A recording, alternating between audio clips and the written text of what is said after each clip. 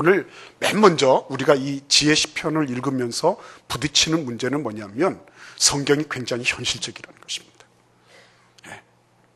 우리가 고민하고 있고 당면하고 있는, 우리가 지금 현실적으로 맞닥뜨리고 있는 이 모든 문제에 대해서 성경은 열려 있다는 것입니다. 무슨 고담 준론, 뜬구름 잡는 그런 소리를 하면서 우리에게 너희들 그냥 믿으면 천국 가게 해준다 이런 얘기를 하는 것이 아니고, 우리의 현실의 삶에 적실한, 우리가 지금 만나고 있는, 지금도 내가 수도세, 전기세부터 시작해서 밀려있는 임대료, 아니면은 보험, 내지는 카드, 뭐 이런 여러 가지 것들을 생각하시는 분이 계실지 몰라요. 그런 문제에 대해서 절대로 성경은 비껴가지 않는다는 것입니다.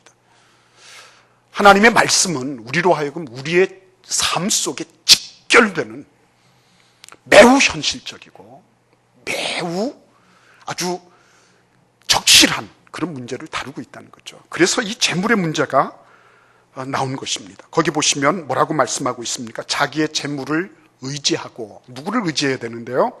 하나님을 의지해야 되는데 자기의 재물을 의지하는 것입니다. 의지한다고 하는 것은 적어도 재물이 어떤 경제에 이르는 것입니까? 재물이 신의 경제에 이른 거예요. 재물이 하나님이 되는 것입니다. 이것을 물신이라고 얘기하는 거죠. 그렇죠? 그리고 부요함을 자랑한다 그랬습니다. 부요함을 자랑한다. 자기가 가지고 있는 소유를 내놓는 거죠. 뭐 내놓는다고 해서 남에게 베푸는 게 아니라 그거를 과시하는 거죠. 나 이런 백 샀다. 나 이런 옷이 있고 나는 이런 차가 있다는 거죠. 나는 이만한 저택을 가지고 있다. 이렇게 참 자랑할 게 굉장히 군생한 거예요. 겉으로 보이는 이런 외형적인 것들의 자기의 그런 어떤 자랑과 자기의 그 자부심의 근거를 그런 것으로 드러내려고 하는 것입니다. 그러니까 여러분, 오늘 이 지혜의 시편에서 처음으로 다루고 있는 자기의 재물을 의지하고 재물이 하나님 되셔서 하나님처럼 섬기고, 재물이 모든 가치 판단의 기준이 되고, 재물이 들어오면은 시낙락하고, 재물이 없으면 그것 때문에 실망 좌절하고 하는 그런 인생의, 그죠? 경제적 인간, 호모 이코노미쿠스, 경제적 인간의 한계를 지금 하나님께서 하나하나 짚어주시는 거예요. 이거 알고 있니? 라고 말씀하시는 거죠. 원래 목적은 그게 아닌데 목적이 뒤틀려지고 왜곡되어서 그것 외양을 보고 그것으로 자기의 기쁨의 원천을 삼고 자기의 자부심의 근거로 내놓는 것, 이것이 얼마나 인간상의 왜곡을 가져오고 그리고 비틀어져 있는 모습이냐, 이렇게 말씀하고 있는 것입니다.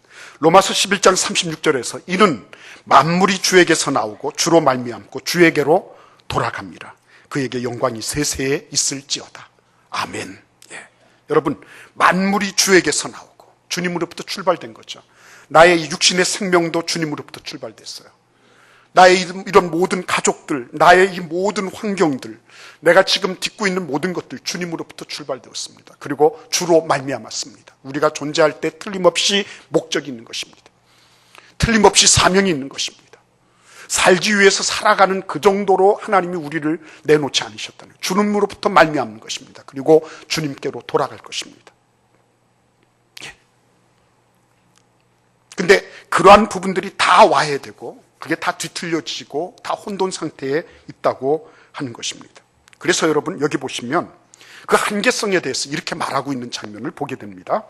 아무도 자기의 형제를 구원하지 못하며, 아무도 돈이 좀 있다고 해도 자기 형제를 구원할 수가 없어요. 그리고 그를 위한 속천을 하나님께 바치지도 못할 것이다. 왜냐하면 그들의 생명을 속량하는 값이 너무나 엄청나기 때문이다. 영원히 마련하지 못할 것입니다. 빌 게이츠가 100년, 1000년, 만년을 돈을 벌어도 생명 하나를 구원할 수 없다고 말씀하시는 것입니다. 생명 하나를. 여러분, 워렌 버핏 같은 사람이 10,000명이 있다 할지라도, 10,000,000명이 있다 할지라도, 아니 워렌 버핏이 70억 인구 전부 다라 할지라도 그 70억 인구의 재물을 다해서 생명 하나를 구원할 수 없다고 하는 것입니다. 처절하지 않습니까, 여러분? 재물의 권능이 거기까지라는 거죠. 네가 비록 엄청나게 많이 벌고 엄청나게 떵떵거리고 그래, 그럴 수 있다는 겁니다. 그걸 뭐 배가 아파서 그러는 거 아니죠. 그러나 재물이 가지고 있는 권능, 재물의 한계, 재물이 가지고 있는 그 기능과 역할의 제약, 그것을 제대로 아는 것이 필요하다는 거죠. 그렇구나. 이 자리에 계신 분들은 그래서 정말 금지옥역들입니다.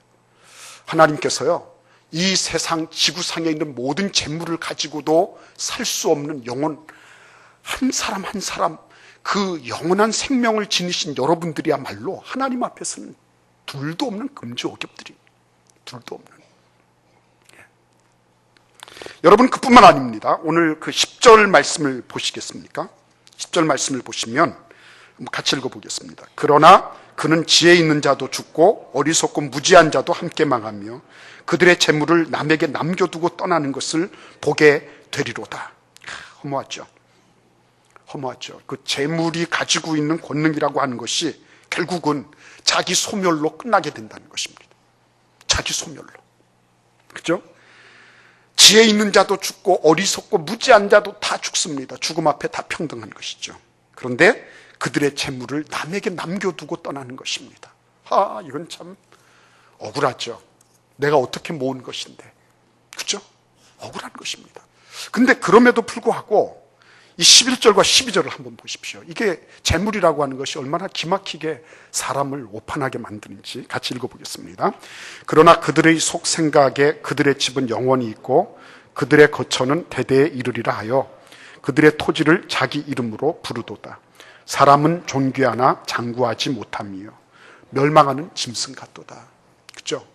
여러분, 이게 이 재물이 있으면 착각을 하게 되고 오판을 하게 되는 것입니다. 이것이 계속적으로 미래를 보장해 주는 것 같은 그런 오판을 하는 거예요. 영혼이 있을 것 같아요. 그리고 내가 이거를 법적으로 단단하게 등기해 놓으면 이게 절대로 어디 안 가고 대대손손 물려질 것이라고 이렇게 생각하는 것입니다. 결국에 하나님께서 우리로 하여금 알게 해주시는 것이 무엇입니까? 단순하게 돈이 많은 것이 죄악이라고요. 그거 아니죠. 아브라함, 이삭, 야곱은 전부 부자들이었습니다. 다 부자들이었어요, 여러분. 그러면 하나님이 또 역으로 가난한 분들은 뭐라고 하시는 겁니까? 아니죠. 10년 가난하고요. 누가복음에 보시면 똑같은 평지복음에서 가난한 자는 복이 있다 그러셨어요. 가난한 사람들이 하나님을 더 많이 의지해도 의지하는 거죠. 그렇죠?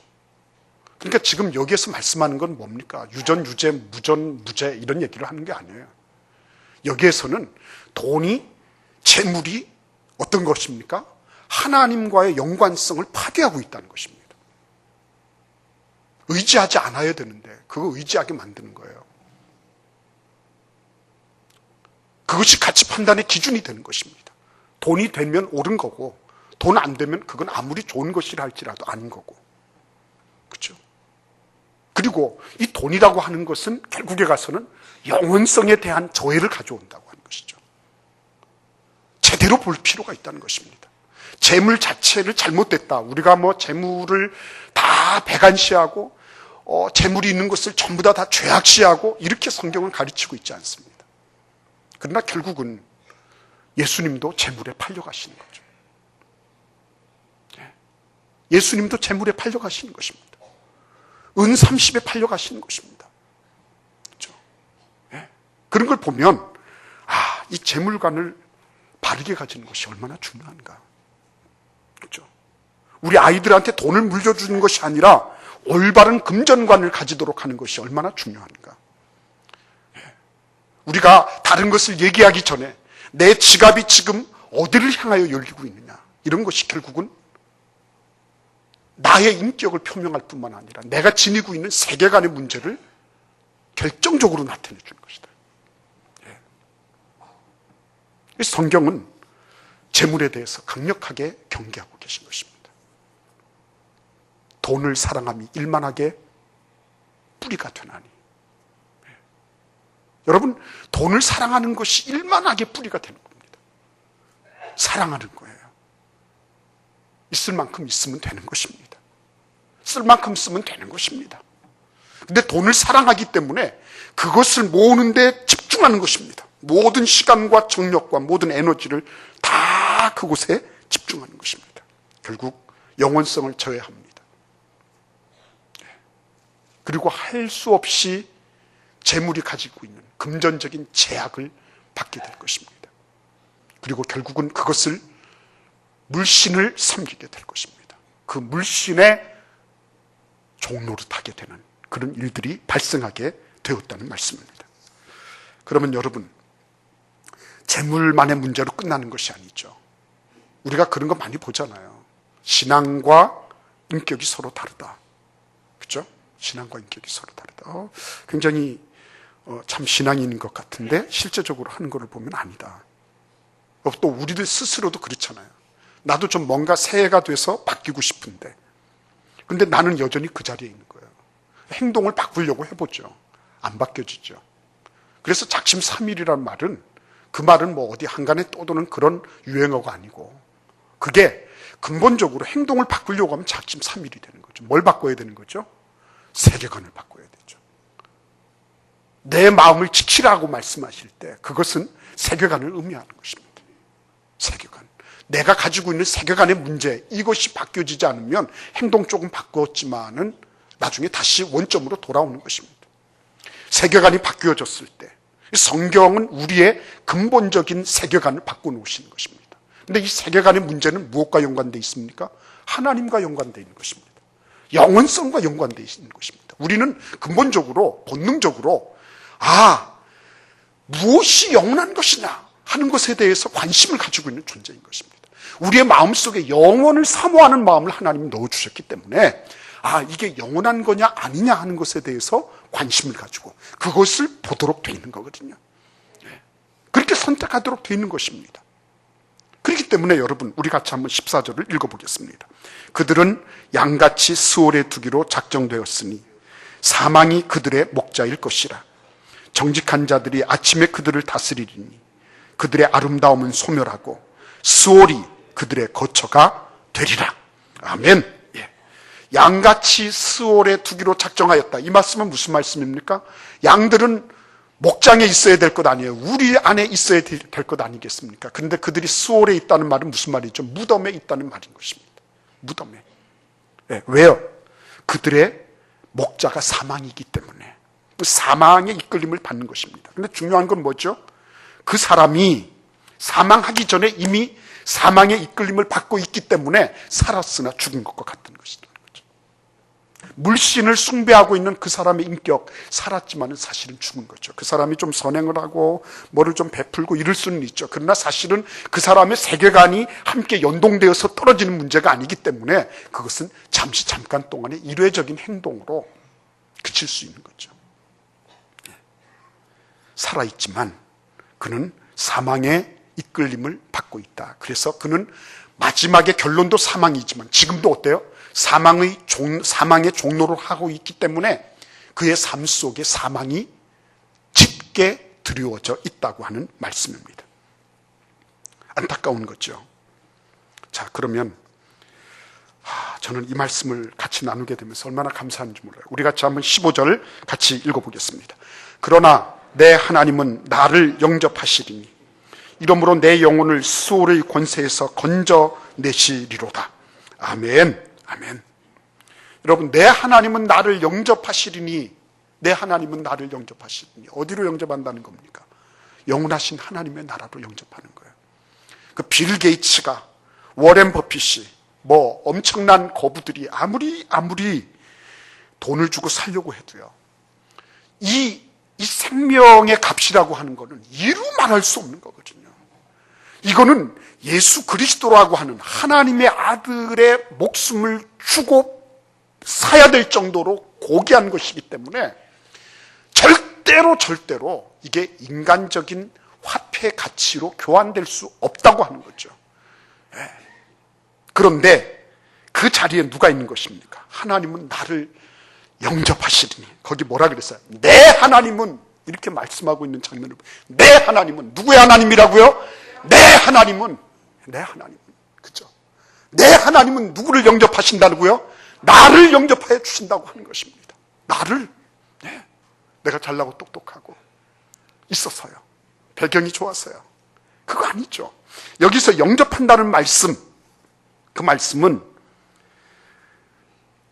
히브리어로 라카흐라고 그렇게 일컬어집니다. 데려간다, 구속한다 이런 뜻을 가지고 있어요. 근데 이 똑같은 단어가 어디에 쓰여져 있냐면 창세기 5장 24절에 쓰여져 있다고 하는 것입니다. 에녹이 하나님과 동행하더니 하나님이 그를 데려가심으로 라카흐 하심으로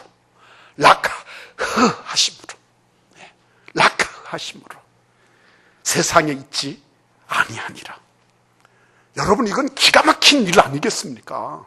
그죠? 에녹이, 그 사람이 하나님과 동행했습니다. 그 죄악이 가득 차있는, 죄악이 농밀한 안개처럼 꽉 차있는 그 대지 속에서요, 이 에녹이 하나님과 하나 돼서 동행하며 살았습니다. 하나님이 그를 어떻게 하셨다고요? 라카우 하셨습니다. 그를 데려가셨습니다. 이 세상에 두기에 너무 아까워서 그를 데려가신 것입니다. 그런데 그 똑같은 언어가 어디에 쓰여 있다고요? 나를 영접하신다는 그 말에 똑같은 말을 쓰고 있다고 하는 것입니다. 나를 영접해 주시는 거예요. 나를 에녹처럼 대접해 주시는 거예요. 나를 에녹처럼 하나님이 데려가 주신다는 것입니다. 너는 존귀하구나. 너는 소중하구나. 너는 둘도 없는 내 아들이요 딸이구나 이러시면서 어서 와라 이렇게 해가지고 딱 데려가신다는 거예요.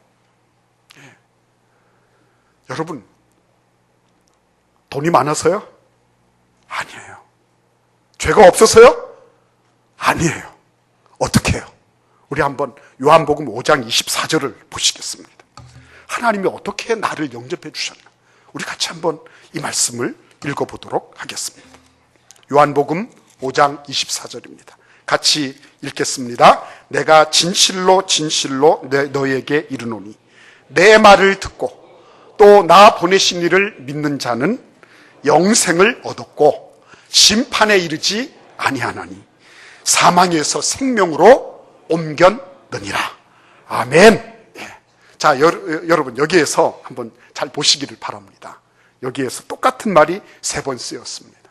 사실은 영생을 얻었고 심판에 이르지 아니하나니 사망에서 생명으로 옮겼느니라. 똑같은 말씀이에요. 영생 얻은 사람은 심판받지 않고요, 심판받는 사람은 사망에서 생명으로 이미 옮겨진 사람인 것입니다. 그렇죠? 근데 이 동일한 말을 이렇게 달리 표현하면서 다른 각도에서 조명할 수 있도록 이렇게 하셨어요. 예수님께서. 이거 보통 중차대한 문제가 아니라는 거죠. 이 땅에서 재물만 보고 이 땅이 다라고 생각하는 사람에게는 절대로 이런 일들이 일어날 수 없는 것입니다. 그런데 예수님께서 그 눈을 틔워주시는 것입니다. 재물에 의해서 꽉 막혀있던 그 영혼의 문을 그 뚜껑을 확 열어 제껴주셔서요. 아, 그렇구나. 내가 이 땅에서 잘 먹고 잘 살고 이 땅에서 조금 괜찮게 살았다고 하는 것이, 그것이 영원성과는 아무 관련이 없는 것이구나. 그거 알게 해주시는 거죠. 네, 그거 알게 해주시는 것입니다. 그래서 심판에 이르지 아니하나니 사망에서 생명으로 옮겼느니라. 그 사람 영생 얻었다는 거예요. 그런데 어떻게 영생 얻었다고요? 25절, 24절 그 전반절을 보십시오. 내가 진실로 너에게 이르노니 어떻게 하는 사람이요? 내 말을 듣고 말씀을 들어야 되는 거죠. 그 다음에 어떤 사람요? 또 나 보내신 이를 믿는 자는, 예수 그리스도가 하나님의 아들 되심을 믿고요, 그리고 하나님께서 그 아들 예수 그리스도를 보내신 것을 믿는 사람들은 어떻게 된다는 것입니까? 라카흐 된다는 것입니다. 영접된다고 하는 것입니다. 그분에게 영생이 주어진다고 말씀하고 계신 것입니다.